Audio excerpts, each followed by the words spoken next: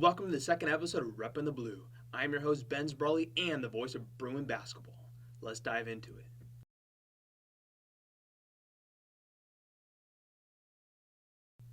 Today, we're continuing with our new series, which will focus on athletics from all three sports seasons.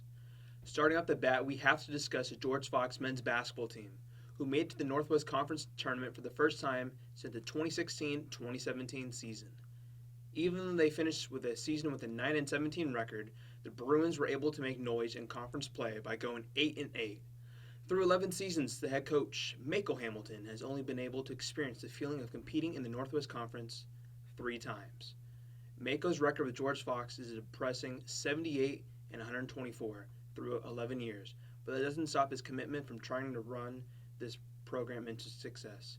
Every single day, Mako drives about 50 miles each way from Camas, Washington, and still makes it early to practice.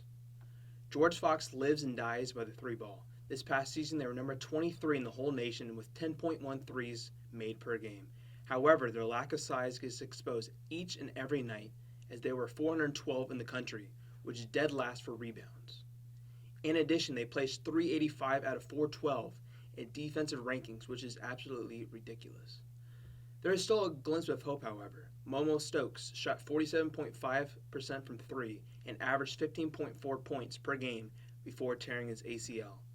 As a freshman, Chris Nickelberry did not start a single game, but this past season he took advantage of his starting spot as he averaged 11.4 points as a starter this season. Austin Clark also had 10 games with 3 threes or more.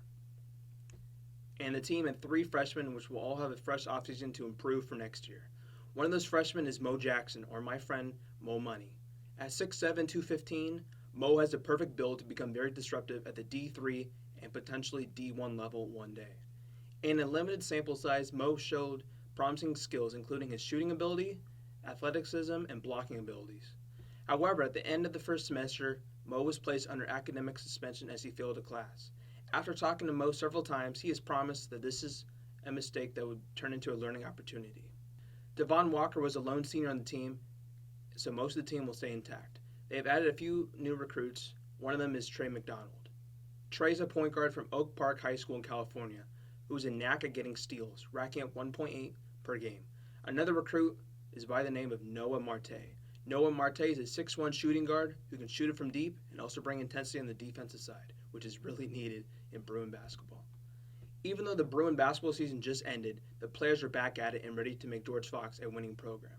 With less than 2 months before summer break, the whole team is committed to playing pickup and trying to increase their trust for each other.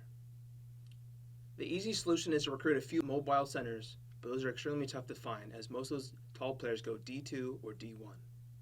Throughout this past season, Mako deployed a 3-guard lineup that featured Devon Walker, Chris Nickelberry, and Momo Stokes. Yes, this offense is a nightmare, but defense, forget about it. My favorite team, the Blazers, tried the same thing for 2 years with CJ McCollum, Dame Dalla, and Norman Powell, and looked at what happened. Top 5 offense, but almost last in defensive ranking. Even though Devon Walker's gone, George Fox is still drastically lacking size. With Momo Stokes expected to miss significant time with his ACL injury, who's going to take some of the offensive burden off Chris Nickelberry? Next season, the Bruins will have a total of 5 seniors, so it is now or never. George Fox isn't the only small team, but the Bruins have to mix it up on defense by hedging or trying different schemes in the open court to disrupt the opposing team's offense. As I mentioned at the top of the show, I am the voice of Bruin basketball. As a freshman, I was beyond blessed to display my talents on the mic as a PA announcer. Even though the Bruins had a losing record, I was showing off my creativity with every 3-pointer made, which was a lot. How did I get into announcing, you may ask? Well, I broke my arm in high school on the high school basketball team, and ever since my right arm was not the same. Instead of quitting basketball altogether, I decided to give announcing a shot in my senior year of high school.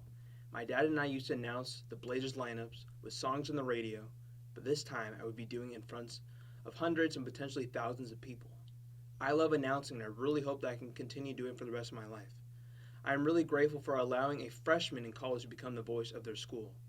Even though George Fox is D3 school, this is just the beginning of my announcing journey. If you'd like to support me, my YouTube channel is Ben's Brawley with all my best starting lineups and calls that can be found right there. Until next time, this is Ben's Brawley. Thank you so much for listening. Make sure to like and subscribe to George Fox Network and on Instagram and YouTube. And remember, it's a great day to be a Bruin.